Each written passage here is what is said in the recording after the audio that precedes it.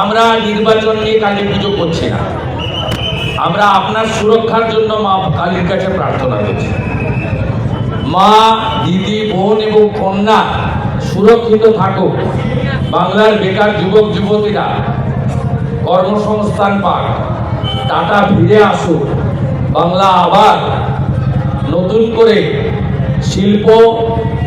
শিল্পের জোয়ার ঘটুক, এই প্রার্থনা নিয়ে আমরা দেবী দুর্গার পূজা করেছি, নবরাত্রি করেছি, মাতা কালীর পূজা করব, তারপরে ছট পূজায় অংশগ্রহণ করব এবং জগদ্ধাত্রী মায়ের কাছেও একই প্রার্থনা থাকবে।